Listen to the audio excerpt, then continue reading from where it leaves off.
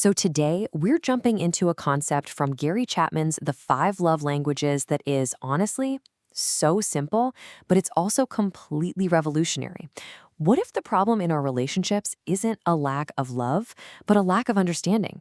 What if we've been trying to show love this whole time, but our partners just can't hear us? This idea tries to solve one of the most common heartaches in any long-term partnership. It's the question marriage counselors hear all the time. It's what we whisper to our friends. It's what millions of people ask themselves alone when the magic just seems to be gone. What on earth happens to that intense, all-consuming love after you say I do? And Chapman really brings this home with a story about a man he met on a plane. This guy was a huge success in his career, but by his own admission, a total failure in love. He said he was sincere, he really tried, but 3 different times the love just seemed to evaporate after the wedding. And his confusion, that feeling of, I just don't get it, is something so many of us can relate to. So what is going on here? Well, it boils down to this really critical difference. On one hand, you've got the in-love experience. You know the feeling. It's euphoric, you're obsessed, they seem absolutely perfect. But then there's real-world marriage, and that starts after the euphoria fades. That's when something totally different is required. Actual, conscious effort and choice. And get this, there's actually a number on it. A psychologist, Dr. Dorothy Tenov, studied this whole in-love phenomenon, and what she found was pretty startling. The average lifespan of that romantic obsession? Just 2 years. It's a temporary emotional high. It's like a biological kickstart to get 2 people together, but it was never, ever designed to last forever. So, to build love that actually lasts, Chapman gives us this amazing metaphor, the emotional love tank. Just imagine every single person walking around has one. When that tank is full, you feel secure, you feel loved, and the relationship just works. But when it's empty, oh man, that's when we start to feel neglected, and a lot of misbehavior or arguments or just pulling away. It's often just a desperate, misguided attempt to get that tank filled up again. And that leads us to the absolute core of this whole thing. We might be trying our best to fill our partner's tank, but we could be using completely the wrong kind of fuel. See, we each have a primary love language. Sincerity isn't enough. It's like, if you're speaking English, pouring your heart out, but your partner only understands Chinese, all that love gets lost in translation. They just won't get the message. All right, so what are these 5 different fuels or languages? The whole theory boils everything down to 5 fundamental ways that we give and understand emotional love. So let's break them down, one by one. First up, words of affirmation. For some people, words are just everything. Unsolicited compliments, saying things like, "You look incredible tonight," or "I am so grateful for what you did."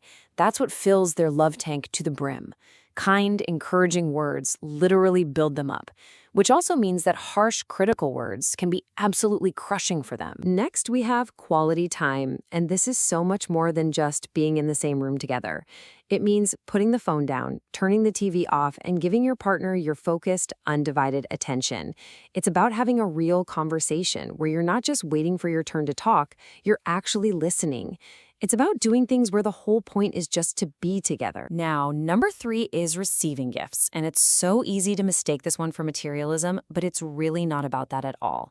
For this person, a gift is a tangible, visual symbol of love. It's physical proof that says, hey, I was thinking about you when you weren't around. The cost doesn't matter. A flower you picked on a walk can mean just as much as a diamond, because it's the thought behind it that fills the tank. Then there's acts of service. For someone whose language is this, actions truly, genuinely speak louder than words. Doing things for them, cooking a meal, taking out the trash, washing the car, you name it, those are powerful expressions of love. It's about anticipating their needs and easing their burdens, and that just screams, I love you to them. And finally, number 5, physical touch. For some people, this is their primary emotional lifeline. And we're not just talking about sex here. We're talking about holding hands while you walk, a comforting hug when they're stressed, a hand on their shoulder as you pass by. Without that regular physical connection, they can feel incredibly insecure and unloved. To them, touch is connection. So after hearing all that, we get to the most important question of all. What about you? And just as importantly, what about your partner?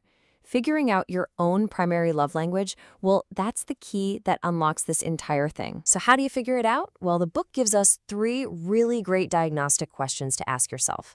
First, what does your partner do or fail to do that hurts you the most? The opposite of that pain is a huge clue to your love language. Second, what's the thing you've asked for most often over the years? And third, how do you naturally show love to others? It's funny, right? We usually tend to give love in the way we most want to receive it. And this simple statement, this is maybe the biggest, most powerful idea of all. Real, lasting love isn't some passive feeling that just happens to you. It's an active choice. It's a decision you make every single day to learn and to speak your partner's language even when it doesn't feel natural to you, because you're doing it for them. At the end of the day, the message here isn't that we don't love each other enough or that we're not sincere.